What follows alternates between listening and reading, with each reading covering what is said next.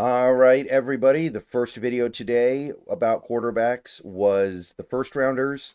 The previous video on quarterbacks was the second rounders. Now we're on to the currently projected third rounders, starting with Quinn Ewers of Texas. We've been talking about this guy for a couple of years now. He's 22, so still relatively young. I must admit that even though the fact that this matters is kind of part of the problem, I was disappointed with his size. He measured in pretty small at the combine. One of the things that kind of drew people to Quinn Ewers, I feel like, is that he looks like a prototypical quarterback in the NFL.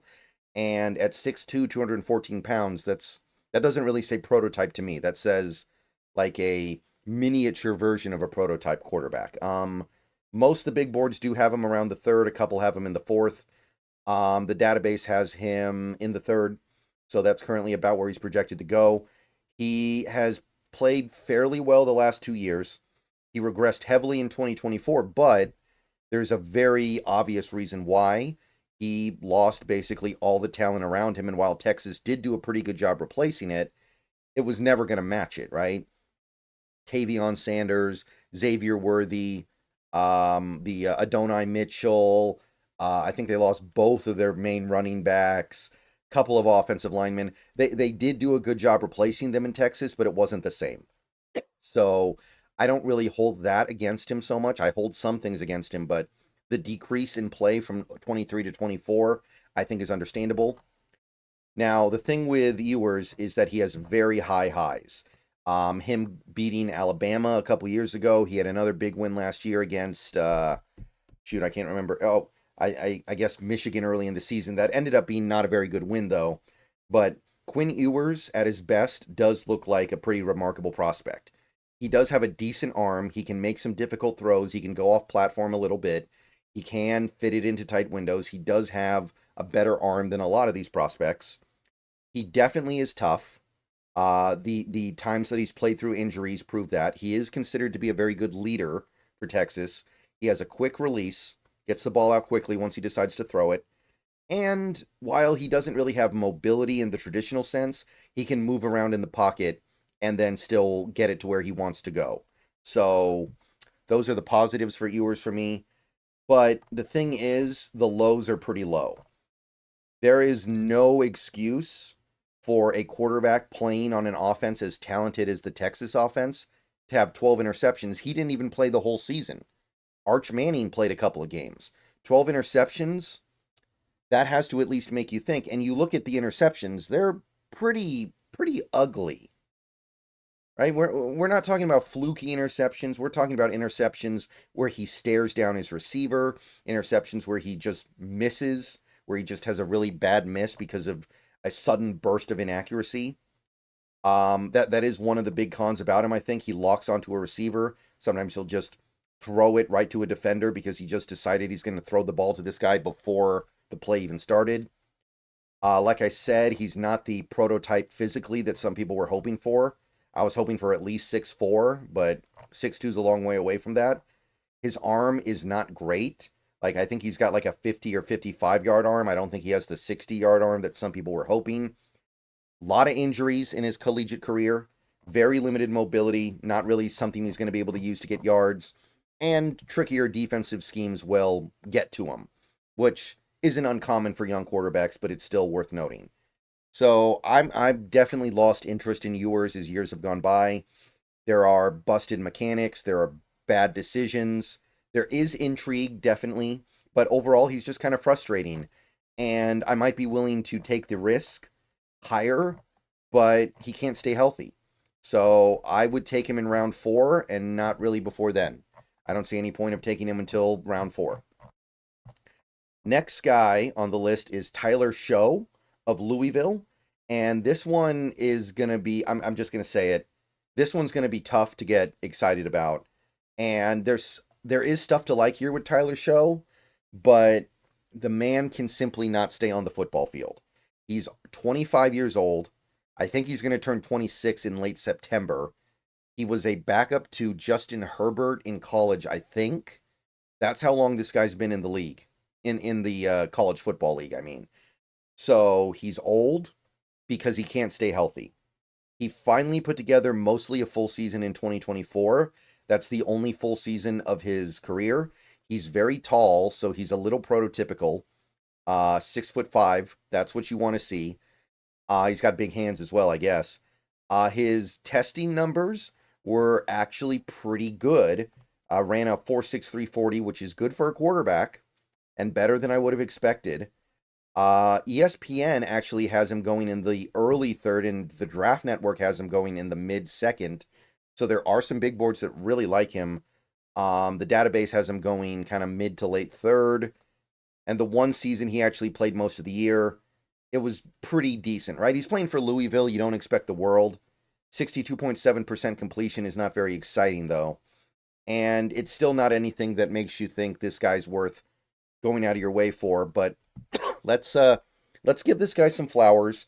There is some stuff to like about Tyler Shough, for sure. He's tall. He has a big arm. In many ways, he's kind of the prototype that I was hoping Ewers would be. He can make most throws. He's good at using his eyes to manipulate defenders. He's got a little bit of the cerebral stuff that you like to see. He has a quick release and is good as getting the ball out of his hands quickly once he decides to throw, and he does read the whole field. So that's definitely something that you would normally list list with a quarterback that you actually like. The problem is he can't stay healthy, and it's really hard to get past that. He's old, and he's had 3 seasons cut short by injury out of the last 4. And he's a pure pocket quarterback, too. He doesn't really have mobility or escapability. I will say that his combine performance was better than I thought it would be, but based on what we've seen him do on the football field, he has no ability to escape the pocket or scramble for yards consistently. He really likes to go for the risk. He really likes to push the ball downfield, and sometimes that manifests itself in an unwillingness to take the short throws, the easy throws. Pressure eats him up, and you put that all together, you have a quarterback that behind anything that isn't like a hyper elite offensive line is just going to melt. So that's hard to see working with the Seahawks. It's hard to see working with most NFL teams, and it's just really hard to get behind this one because of that. So he's missed a ton of time. He's kind of an old school quarterback. He's a throwback to like these pure pocket quarterbacks who don't take off and scramble. They just read the defense and make throws. And this guy has a good arm. This guy has some ability to do that stuff, but you need to build a great offensive line, and you need to cross your fingers that he stays healthy. So 5th round for me. And, I want to like this guy, but I can't do it until the 5th round. He's just not, there's just too many limitations here.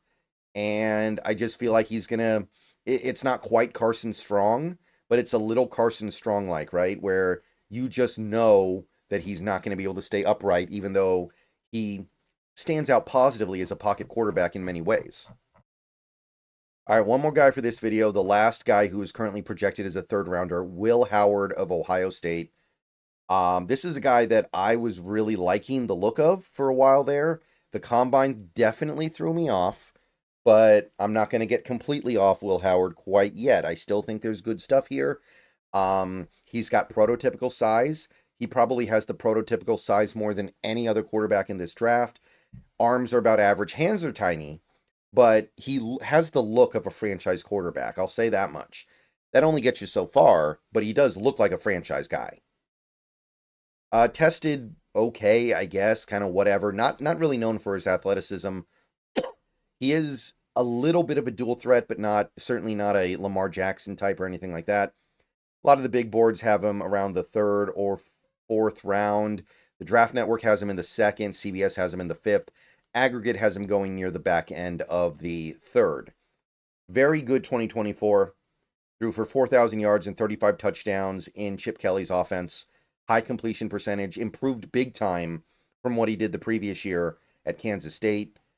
Basically improved across the board. Did a little bit less with his legs, but that makes sense, right? That's just kind of the nature of being on a better team with better receivers. Still high on the interceptions.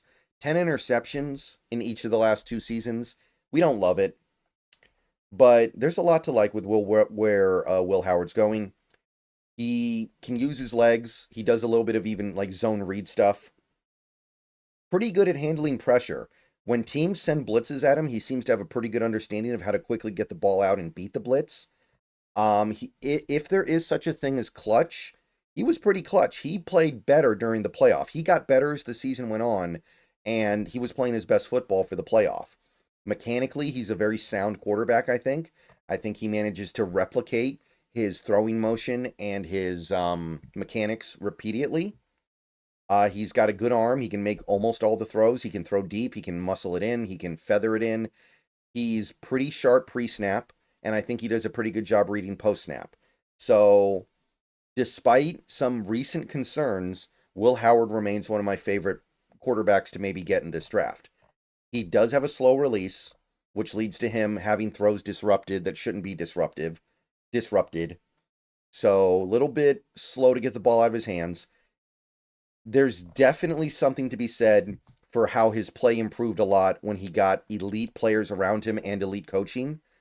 So what is he going to be when you take that away from him? He had Jeremiah Smith to throw the ball to last year. He's got a great offensive line in front of him. Like, life's easy for Will Howard compared to what it was in 2023. He's not somebody who necessarily reads the entire field. He does like a lot of half-field reads at Ohio State. The combine was really bad, and I do think it's fair to criticize him for it. He was very inaccurate and made some really bad throws. And while I don't think he's an uncerebral quarterback, he needs to keep going in that regard. He needs to get even sharper with processing what he sees from defenses. So I like him enough for day 2. I think the issues are mostly correctable. I think he has the tools. The combine definitely gave me pause, but I still feel like the 3rd round would be pretty good for Will Howard. All right, more videos soon. Go Hawks. See you guys later.